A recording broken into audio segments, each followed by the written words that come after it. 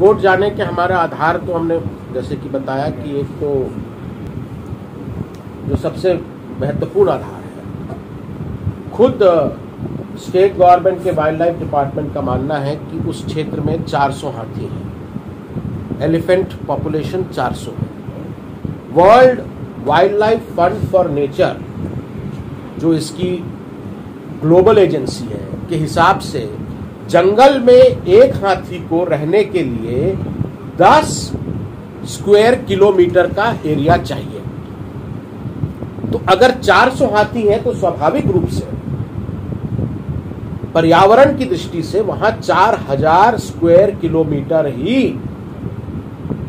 आरक्षित किया जाना चाहिए। 8 विधायक ये बोल दें कि उसको 450 कर दो, ये कोई बात नहीं बनती। तो ये हमारा एक आधार है। दूसरा कि आप कोल बेरिंग एक्ट लाकर पेशा कानून को, जो कि हमारे संविधान के मौलिक ढांचे का एक अभिन्न अंग है, को रद्द नहीं किया जा सकता। तीसरा कि ये जो एमडीओ प्रथा चालू हो गई है हमारे छत्तीसगढ़ प्रदेश में, आप देखेंगे कि हम लोग नीलामी में जब सुप्रीम कोर्ट का जजमेंट आया तो हम सबको ये उम्मीद थी उस समय की रेट से कि कम से कम 6 लाख करोड़ रुपया स्टेट गवर्नमेंट को कोयले की नीलामी से अगले 30 वर्षों में मिलेगा, पर ऐसा नहीं हुआ। अडानी ने 1 रुपया नहीं खर्चा किया है। फ्री में आकर बैकडोर एंट्री से वो हमारा कोयला, हमारा लोहा निकाल के ले जा रहा है।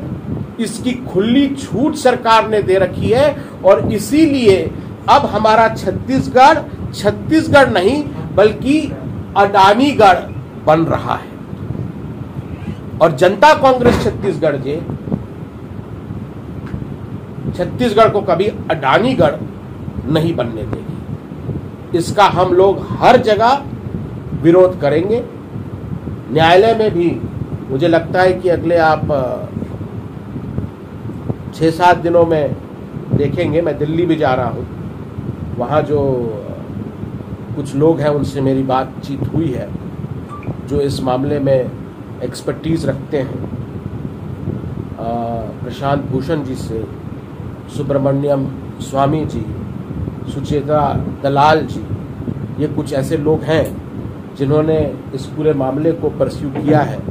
साथ ही अडानी को जिस प्रकार से ऑस्ट्रेलिया से, जो वहाँ पे ब्रिटिश कोलंबिया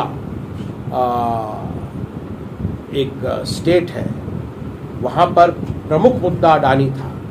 अडानी को वहाँ के भी जो गवर्नर थे उन्होंने खदानें दे दी थी और उसी मुद्दे पर चुनाव लड़ा गया और उनकी सरकार आखिर गई, नई सरकार आई और अडानी को उन्होंने वहाँ से बाहर किया।